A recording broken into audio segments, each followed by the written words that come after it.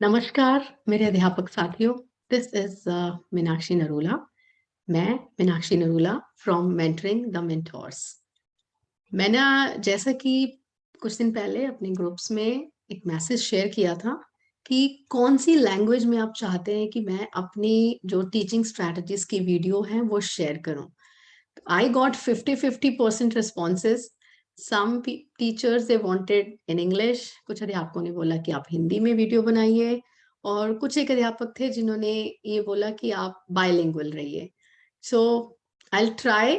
मैं अपनी तरफ से आपको अपनी जो टीचिंग स्ट्रैटेजीज हैं वो हिंदी भाषा के माध्यम से समझाने की कोशिश करूंगी, ताकि मेरे वो अध्यापक साथी जो अपनी भाषा में, हिंदी हमारी कार्यकारी भाषा है, जो अपनी भाषा में बहुत अच्छे से समझ पाएंगे इन टीचिंग स्ट्रैटेजीज, यानी अध्यापन की जो रणनीतियां हैं, अध्यापन कौशल के अलग अलग तरीके हैं, जिससे हम अपनी कक्षा में एक बहुत ऐसा अच्छा एनवायरनमेंट क्रिएट कर सकते हैं जिससे कि हमारे बच्चों को भी आनंद आए पढ़ने में, हमें भी पढ़ाने में आनंद आए, और रियली वो बच्चे हमारे कुछ ऐसा हमारा माहौल बन जाए कि बच्चे उस माहौल में अपने आप ही पढ़ना सीखें कि हाँ, इस माहौल से हमें पढ़ना है। राइट। तो उस चीज के लिए मेरी एक ये पहली एक शुरुआत है। आज मैं आपके साथ आज की जो सुबह मॉर्निंग में मैंने एक टीचिंग स्ट्रेटजी शुरू शेयर किया था, एनडीए टीचिंग स्ट्रेटजी या अध्यापन का कौशल या रणनीति कक्षा के लिए जो आपकी है, वो मैं आपको हिंदी में एक बार समझाने की कोशिश करूंगी। मेरा ये प्रयास आपको कैसा लगा, प्लीज कमेंट सेक्शन में वीडियो को देखने के बाद में बताना मत भूलिएगा। अगर वीडियो आपको अच्छा लगे, do hit the like button, सब चैनल को सब्सक्राइब कर लें ताकि आपको अगली बार में नोटिफिकेशन आ जाए। अगर आप बेल बटन को प्रेस करेंगे तो आपको नोटिफिकेशन आ जाएगा जब भी मैं एक नई रणनीति, नया अध्यापन का कौशल, उसकी जो वीडियो बनाकर जब पोस्ट करूंगी। ठीक है, तो चलिए जानते हैं ये एनडीए रणनीति क्या है। एनडीए रणनीति एक्चुअली ये एक टीचिंग स्ट्रैटेजी है, कौशल, जिससे कि हम बच्चों का, उनका ऑब्जर्वेशन, वो कितने ध्यान से किसी चीज को देखते हैं।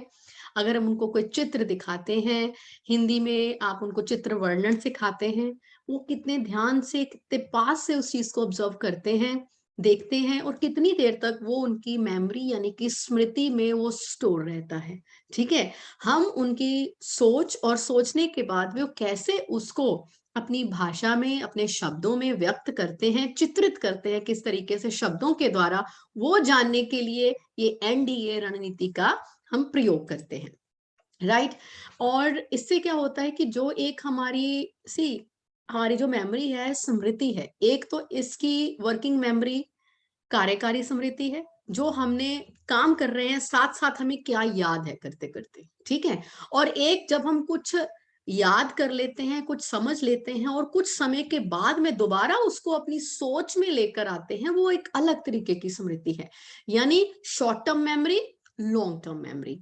कुछ समय के लिए अल्पकाल स्मृति जो होती है हमारी, राइट, एक दीर्घकाल स्मृति होती है। तो हमें ये देखना है कि जो बच्चों की अल्पकालिक स्मृति है उसको हम धीरे धीरे जो है दीर्घकालिक स्मृति यानी लॉन्ग टर्म मेमोरी में कैसे चेंज कर सकते हैं।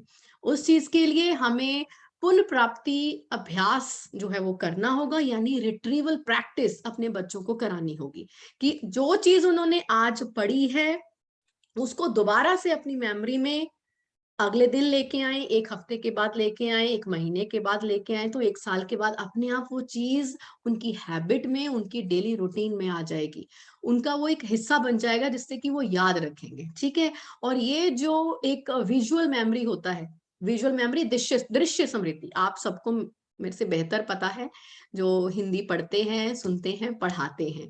ठीक है, आपने क्या है कि जो चीज आपने कक्षा में पढ़ाई है, अगले दिन बच्चे उसको, या उसी दिन आपने पढ़ाई है, कुछ समय के बाद आप बच्चों को दोबारा सोचने के लिए बोलते हैं, तो बच्चे उस चीज का जो दृश्य है, उसका विजुअल है, उसको अपने दिमाग में दोबारा उसकी पिक्चर लेकर आते हैं। इसको बोलते हैं हम रिट्रीवल प्रैक्टिस। ठीक है, सो पुनरावृत्ति अभ्यास ये बहुत जरूरी है अगर हम बच्चों की अल्पकालिक जो स्मृति है उसको बदलना चाहते हैं दीर्घकालिक स्मृति में। तो चलिए जल्दी से जानते हैं ये एनडीए स्ट्रैटेजी, ये रणनीति, ये रूटीन जो है, रूटीन मतलब दिनचर्या का हिस्सा हमारा बन जाता है कक्षा में पढ़ाने का, वो है क्या। सबसे पहले हमें सेटअप यानी कि तैयारी करनी पड़ती है। अगर मैं बच्चों को अपनी कक्षा में चित्र वर्णन सिखाना चाहती हूँ कि चित्र का वर्णन कैसे करें, वो क्या करते हैं कि जो उनको ऊपर ऊपर से वो दृश्य में कुछ चीजें नजर आती हैं उसी को एक्सप्लेन कर देते हैं, और मैं साथ साथ में इसी एक पंथ दो काज, पढ़ाना है मैंने उनको चित्र वर्णन, उसके साथ में मैं चाहती हूँ कि उनकी मेमोरी भी डेवलप हो, उनकी स्मृति भी डेवलप हो, वो चीजों को ज्यादा देर तक अपने दिमाग में बिठा कर रखें, चीजों को ऑब्जर्व करें, उनको देखें बिल्कुल पास से, ध्यानपूर्वक। तो उस चीज के लिए मैं ये स्ट्रैटेजी अपनाऊंगी। मैं अपनी कक्षा में बच्चों को कोई चित्र या तो उनकी किताब से स्कैन करके स्क्रीन पर दिखा सकती हूँ, कोई पिक्चर क्लिक करके, कोई तस्वीर लेकर पावर पॉइंट प्रेजेंटेशन में डालकर फिर उनको दिखा सकती हूँ, पीडीएफ की कोई इमेजेस मैं स्क्रीन पर, अगर मेरी क्लास में स्मार्ट बोर्ड है, मेरी क्लास में प्रोजेक्टर है, मैं उसके ऊपर बच्चों को दिखा सकती हूँ। और कुछ ना सही, अगर मैंने एक कक्षा में बच्चों को कोई चित्र बनवाया है 8 की कक्षा में, तो वो चित्र मैं दूसरी कक्षा में लाकर दिखा सकती हूँ। अब इसमें मैं एक कक्षा में बनाया और दूसरी कक्षा में दिखाने की बात इसलिए करती हूँ क्योंकि इस चित्र वर्णन की जो प्रक्रिया है, इसमें हम वो चित्र इस्तेमाल करेंगे जो बच्चों ने पहले नहीं देखा हुआ, तभी बच्चों की मेमोरी डेवलप होगी। अगर उन्हीं बच्चों ने चित्र बनाया है या उन्होंने ऑलरेडी पहले हमने उनसे वो चित्र डिस्कस किया हुआ है, उसके ऊपर हमने डिस्कशन की है, व्याख्यान किया है, तो वो हम चित्र दोबारा बच्चों को नहीं दिखाएंगे। ठीक है, तो ये हो गया हमारा सेटअप और हमने पूरी तैयारी कर ली। उसके बाद में अब हम आपको बताएंगे एनडीए क्या है। एन का मतलब है नेम यानी नाम।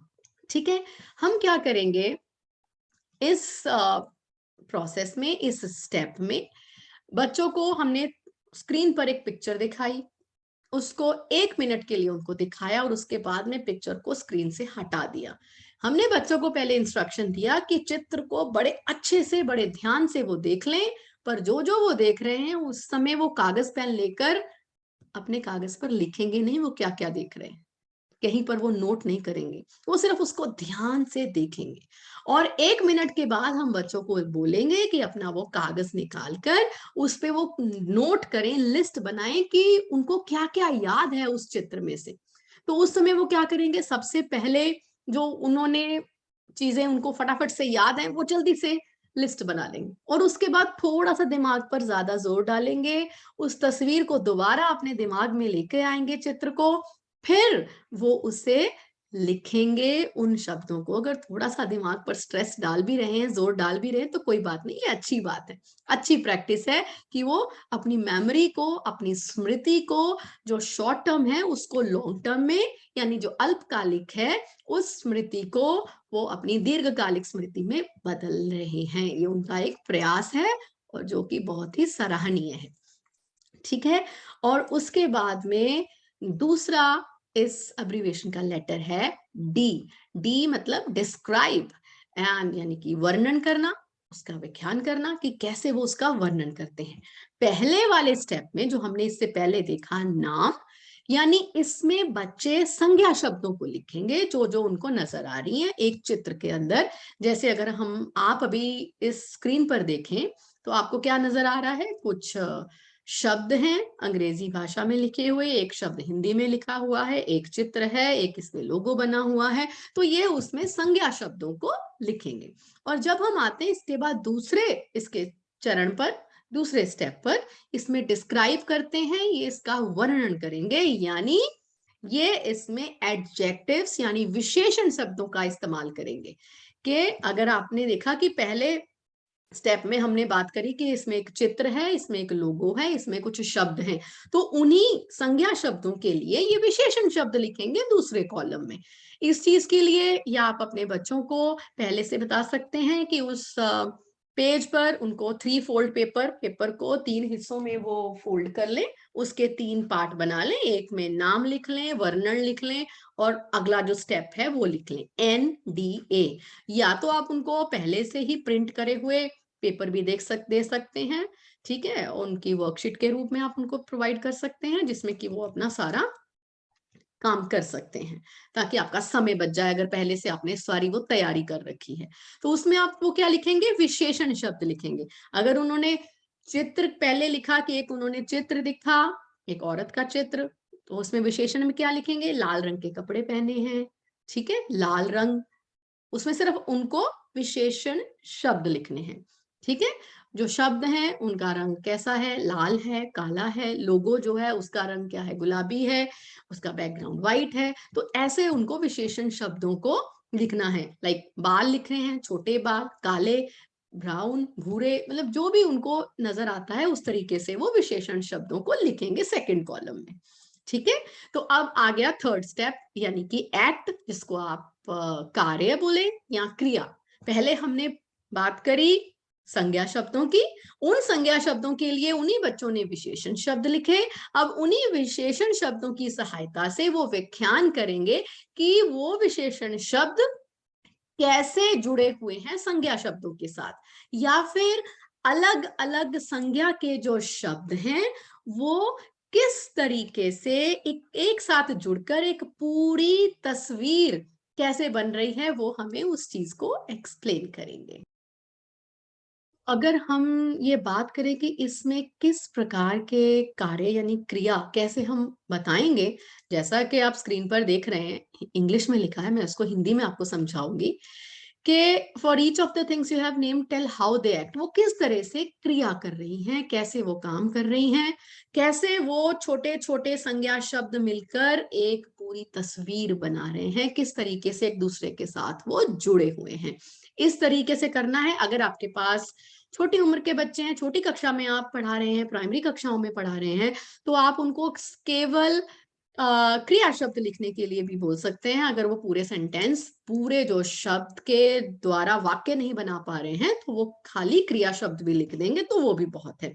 और अगर आप बहुत छोटे बच्चों को पढ़ा रही हैं, जो कि छोटी छोटी कक्षाओं में है, तो उस कक्षा में अगर वो बच्चों को, अगर हम बात करें केजी की, राइट, बच्चों को अगर वो छोटे छोटे वो शब्द तो बना लेंगे, अगर उनको मात्राएं पूरी नहीं आती हैं, वो पूरे शब्द नहीं बना पा रहे हैं, तो इसको, इस गतिविधि को, इस एक्टिविटी, गतिविधि यानी इस रणनीति, स्ट्रैटेजी को आप मौखिक तरीके से भी अपनी कक्षा में करा सकते हैं। कि छोटे छोटे बच्चे स्क्रीन पर जो चित्र दिखाया है उसको 1-2 मिनट के लिए देखेंगे, उसके बाद में एक एक बच्चा एक एक शब्द बताएगा कि मैंने ये संज्ञा शब्द देखा, मैंने खिलौने देखे, मैंने ये देखा, मैंने वो देखा। तो फिर उसमें क्या करना है, अध्यापक का ये काम है, अध्यापिका का ये काम है कि वो पेपर पर नोट करते जाए किस बच्चे ने कौन सा शब्द बोला है। और अब आप सोचोगे कि बच्चों का नाम लिखें फिर शब्द लिखें, तो बहुत ही लंबा काम है। तो इस चीज के लिए अध्यापक को पहले क्या चाहिए कि आप सब शिक्षक पहले से ही कक्षा में एक लिस्ट जो है बच्चों के नाम की प्रिंट करके रखें अपने सामने, और बच्चों के नाम के आगे आप लिखते जाएं कि इसने कौन कौन से संज्ञा शब्द बोले हैं, इसने कौन कौन से विशेषण शब्द बोले हैं। उसके बाद में जब बारी आएगी एक्ट की, तो आप बच्चों को रोल प्ले करने के लिए भी कह सकते हैं कि किस तरीके से वो एक्ट कर रहे हैं, या अपने शब्दों में भी वो व्यक्त कर सकते हैं। तो इस तरीके से इस रणनीति, स्ट्रैटेजी के द्वारा आपके बच्चे संज्ञा, विशेषण, क्रिया, सब शब्द जो है उस पिक्चर से रिलेटेड वो पूरे इकट्ठे कर लेंगे। जब उन्होंने इकट्ठा कर लिया तो उनके लिए क्या मुश्किल रह गया, चित्र का वर्णन करना, ठीक है। तो इसमें वो अपने आप करेंगे। इसमें ये आपकी मर्जी है, आप कक्षा में चाहते हैं कि बच्चे अकेले अकेले इस एक्टिविटी को, इस गतिविधि को करें, या आप एक ग्रुप बनाकर बच्चों को गतिविधि कराना चाहते हैं। जैसे कि एक थिंक पेयर शेयर रणनीति होती है, जिसमें कि बच्चे पहले अकेले सोचते हैं, फिर आप कुछ चाहते हैं कि अपने ग्रुप में आपके साथ जो बच्चा बैठा है उसके साथ आप कॉपी एक्सचेंज करके डिस्कस करें, और फिर पूरी कक्षा के सामने आप उस चीज को प्रेजेंट करें। आप बच्चों को बताएं कि आपने लिखा क्या है, सारी क्लास को बताएं, ठीक है। तो चलिए आप एक उदाहरण हम सामने आपको दिखाते हैं। एक जैसे ये पिक्चर है, मैं अगर बच्चों को स्क्रीन पर ये पिक्चर दिखा दूं, 1 मिनट वो बच्चों को बोलूं कि आप इसको ध्यान से इस पिक्चर को देखिए कि आपको क्या क्या नजर आ रहा है, पर वो लिखेंगे नहीं, ठीक है, ये उनकी शर्त है एक। और उसके बाद में मैं बच्चों को या तो ऐसा ही एक फॉर्मेट प्रिंट करके दे दूं कि आप इसके ऊपर जहां जहां आपको खाली नजर आ रहा है, ये कॉलम, ये बॉक्स, उसमें आप वैसे वैसे शब्द लिखेंगे। पहला नाम है, फिर वर्णन है, फिर क्रिया है। पहले नाम में बच्चों को अगर साइकिल नजर आई है, बच्चों को फिसलन पट्टी नजर आई है, पेड़, बच्चे, टोपी, फूल, घास, ये सब बच्चों ने संज्ञा शब्द यहाँ पर लिख दिए। ठीक है। उसके बाद में आप बच्चों को बोलेंगे इन्हीं संज्ञा शब्दों के लिए अब आप विशेषण शब्द लिखेंगे उसके अगले कॉलम में। तो इसमें बच्चों ने क्या लिखा, कौन कौन से इसमें विशेषण शब्द लिखे। साइकिल उनको गुलाबी रंग की नजर आई, छोटी साइकिल, फिसल पट्टी बैंगनी रंग की, पेड़ कई बहुत सारे पेड़ बड़े बड़े, बच्चे अनेक, खुश भी लिख सकते हैं कि बच्चे हमको खुश नजर आ रहे हैं चहकते हुए, टोपी रंगीन है, किसी की कोई रंग भी लिख सकते हैं, फूल सफेद रंग के उन्होंने देखे या किसी भी रंग के देखे, घास, घास का उनको देखा कि ढेर के रूप में पड़ा हुआ है, घास का रंग बता सकते हैं कि वो हरा है, जो भी उसका व्याख्यान कर रहे हैं वो इस चीज के लिए को विशेषण शब्दों का वो इस्तेमाल कर रहे हैं। तो उसके बाद में अगर हम इसके अगले पर जाएं, जो लास्ट नेक्स्ट वाला कॉलम है, इसमें बच्चों को बताएंगे कि आपको अब इसमें या तो क्रिया शब्द लिखने हैं, छोटे बच्चे अगर हैं तो आपके, अगर आप बड़ी कक्षा में कर रहे हैं, मिडिल कक्षा है आपकी, 5th क्लास में भी करा सकते हैं, और बड़ी कक्षा है उसमें बच्चों को बोल सकते हैं कि वो शब्दों को लेकर वाक्य बनाएं और इसको अच्छे से विस्तार से लिखें कि वो पिक्चर में, तस्वीर में उन्होंने क्या देखा। साइकिल, गुलाबी रंग की एक छोटी सी साइकिल को बच्चा रास्ते पर चला रहा है। फिसल पट्टी जो बैंगनी रंग की है उसके ऊपर बच्चे खूब आनंद से खेल रहे हैं, खिलखिला रहे हैं। पेड़, बहुत सारे पेड़, बड़े बड़े पेड़, हरे रंग के पेड़ जो है वो बाग की सुंदरता को और भी बढ़ा रहे हैं। और अनेक बच्चे पार्क में खेल रहे हैं, खुश हैं, पर उसमें से आपका ध्यान गया एक बच्चे के ऊपर जो कि बर्मा ब्रिज, बर्मा पुल के जैसी या फिर वो हिलने वाली जो स्विंग है उसके ऊपर खड़ा है और बहुत ही घबराया हुआ है। और बच्चों ने टोपियां पहनी हुई हैं, इससे हमें ये समझ में आ रहा है कि गर्मी का दिन है, तो चिलचिलाती गर्मी से बचने के लिए बच्चों ने अपने सर को टोपी से ढका हुआ है। सफेद रंग के फूल जमीन पर गिरे हुए हैं, तो थोड़ा सा हमें ये लग रहा है कहीं के पत्ते भी गिरे हैं, हो सकता है पतझड़ का मौसम चल रहा हो। और घास का ढेर एक तरफ पड़ा हुआ है, जिससे ये समझ में आ रहा है कि शायद कहीं घास की कटाई चल रही है, माली ने घास को काट कर उसको ढेरों ढेर के रूप में रखा हुआ है 2-3 जगह पर। यहाँ घास इतनी सुंदर लग रही है क्योंकि एक जैसी ऊंचाई पर कटी हुई है, उसके ऊपर चलने का तो बहुत आनंद आ रहा है। अब आप देखिए इस तरीके से जब बच्चे अपने आप ही उन संज्ञा, विशेषण और क्रिया के शब्दों को उसमें से निकालेंगे और खुद उसके ऊपर चित्र वर्णन करेंगे, हर बच्चे का चित्र वर्णन अलग होगा। और इसके साथ जैसा कि मैंने पहले बताया, एक पंथ दो काज, बच्चे पढ़ भी रहे हैं, आनंद भी आ रहा है उनको, और उनकी जो स्मृति है वो अल्पकालिक से हम उसको कन्वर्ट करने की कोशिश कर रहे हैं दीर्घकालिक स्मृति में, कि वो थोड़ी देर के लिए, ज्यादा के लिए उसको याद करके रखें। और एक बार जब ये कक्षा में हम एक्टिविटी कराएंगे तो बच्चों को पता है कि अगली बार उनको बहुत ध्यान से चित्र को देखना है और समझ में रखना है, दिमाग में बिठा कर रखना है।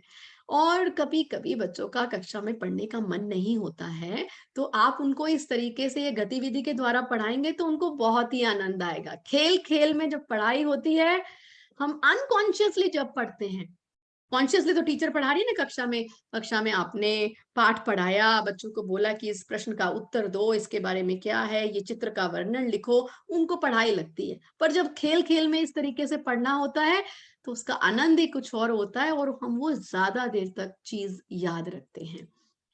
और बात करते हैं इसके पर्पस की, इस स्ट्रैटेजी का क्या उद्देश्य है, रणनीति का क्या उद्देश्य है, हमने पहले भी बात किया, आप सब अभी तक जान गए होंगे। आपको पता है तो लिखिए अभी चैट बॉक्स में, कमेंट बॉक्स में लिखिए इसका क्या उद्देश्य है, आपको कैसा लगा, अभी तक आपको क्या समझ में आया। पॉज करिए वीडियो को और लिखिए, फिर जब मैं बताऊंगी उसके साथ में आप मैच करिएगा कि कौन से उद्देश्य हैं और आप इस रणनीति को कैसे इस्तेमाल करेंगे अपनी कक्षा में। प्लीज जब इसको यूज करेंगे, कक्षा में इसका इस्तेमाल करेंगे, प्रयोग करेंगे, आप अपना जो फीडबैक है, आपको कैसा लगा, आपके बच्चों को ये रणनीति कैसी लगी, क्या आपको लगा कि ये आपके पहले के पढ़ाने में कुछ और बहुत अच्छे जो कौशल हैं उसमें आप अपने बढ़ा रहे हैं। अपनी एक टीचर की टूल किट होती है ना टीचर्स की, जिसमें आप अपनी स्ट्रैटेजीज, अपने कुछ ऐसे तरीके रखते हैं कि उसको इस्तेमाल करें अपनी कक्षा में, कि आपकी कक्षा एक यूनिक सबसे अलग बने, नवीनता आए आपकी कक्षा में पढ़ाने के तरीके में।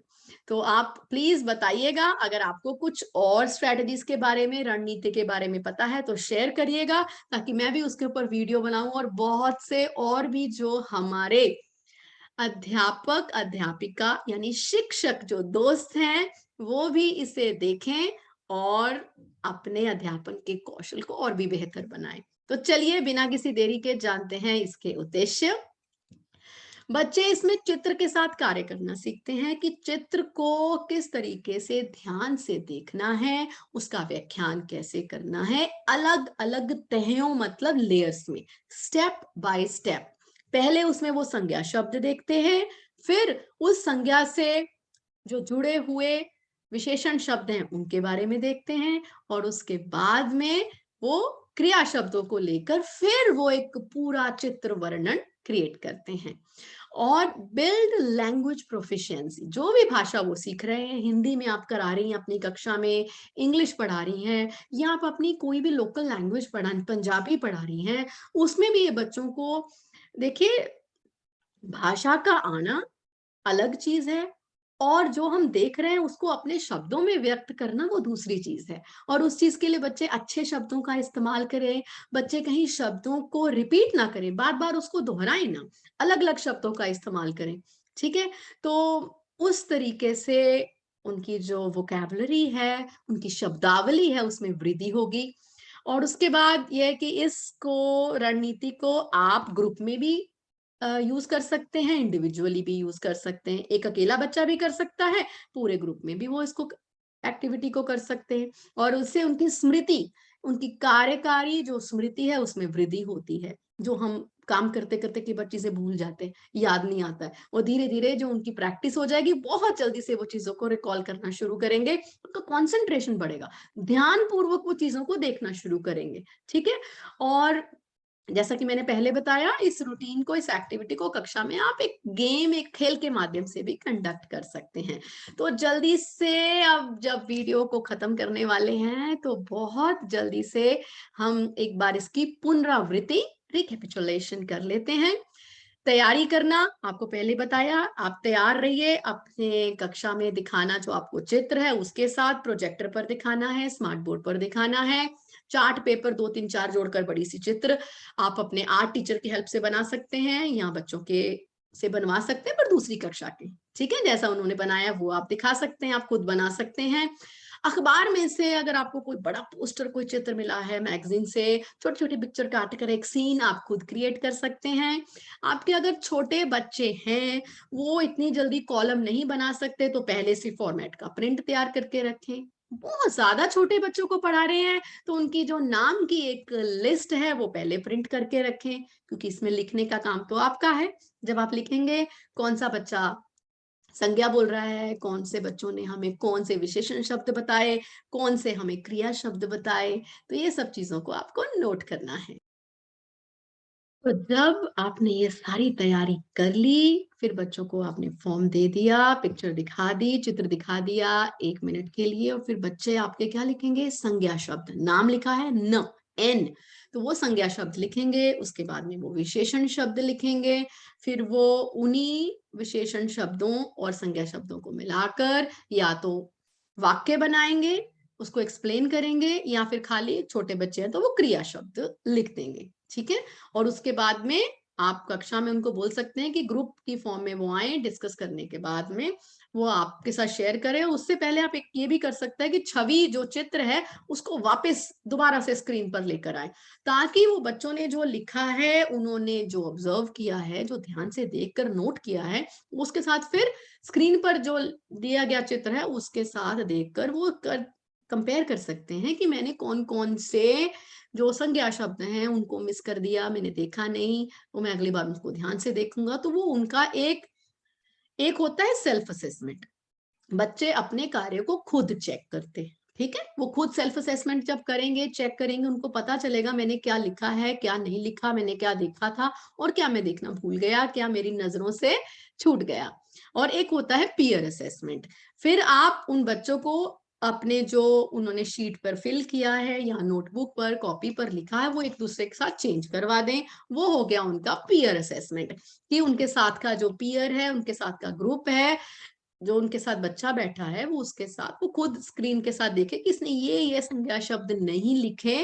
तो इस तरीके से आपका पीयर असेसमेंट हो गया। उसके बाद एक आप असेसमेंट करते हैं। आप बच्चों को फीडबैक देते हैं कि बेटा आपने ये चीजें नहीं देखी। और आप तो इसमें एक सी पेरेंट असेसमेंट भी इंक्लूड करिए कि पेरेंट्स को आप अपना साथ में एक पार्टनर बनाइए कि किस तरीके से असेसमेंट करने में आपकी हेल्प कर सकते हैं। आप उनको भी शीट देकर भेज सकते हैं कि आप देखिए कि आपके बच्चे ने इसमें क्या क्या नहीं लिखा है। तो जब हम बच्चों का एक पोर्टफोलियो तैयार करते हैं ना, उसमें बच्चों की 360 डिग्री इवैल्यूएशन की बात करते हैं, जिसमें सेल्फ असेसमेंट भी है, पीयर असेसमेंट भी है, टीचर असेसमेंट भी है, पेरेंट असेसमेंट भी है। फिर होता है 360 डिग्री इवैल्यूएशन, ठीक है। और उसके बाद में सोचना और साझा करना कि बच्चे, आपको बताया था पहले मैंने, थिंक पेयर शेयर स्ट्रेटजी भी यूज कर सकते हैं, पीयर असेसमेंट यूज कर लिया। उसके बाद में अगर बच्चे ने अकेले नहीं है गतिविधि करी है, तो बच्चा कक्षा के सामने आके अकेला इसको एक्सप्लेन करता है कि मैंने क्या चित्र वर्णन कैसे किया है। अगर उन्होंने ये गतिविधि पूरे ग्रुप में करी है, तो ग्रुप में वो आकर साझा करते हैं सबके सामने कि मैंने इस चित्र का इस तरीके से वर्णन किया है। तो वो एक दूसरे से भी सीखते हैं। तो ये थी हमारी NDA स्ट्रैटेजी, संज्ञा, विशेषण, क्रिया, गतिविधि।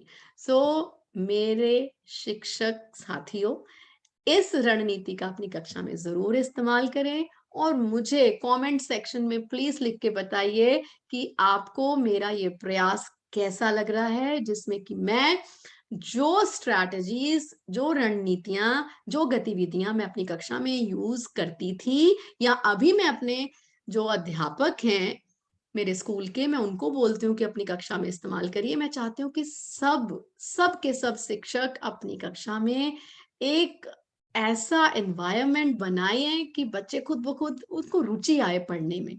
तो उस चीज के लिए प्रयास आपको मेरा कैसा लग रहा है, कमेंट सेक्शन में लिखिए, फीडबैक जरूर दीजिए।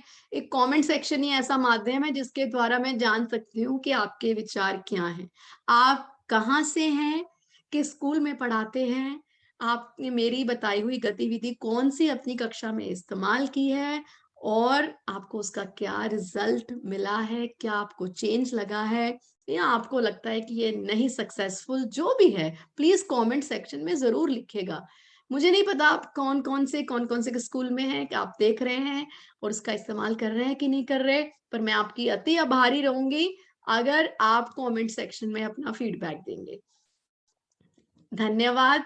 एंड दोबारा आपसे मिलूंगी अलग इंटरेस्टिंग, एक मजेदार, रुचिकर जो स्ट्रैटेजीज हैं, गतिविधियां हैं उनके साथ। तो अभी के लिए बस इतना ही।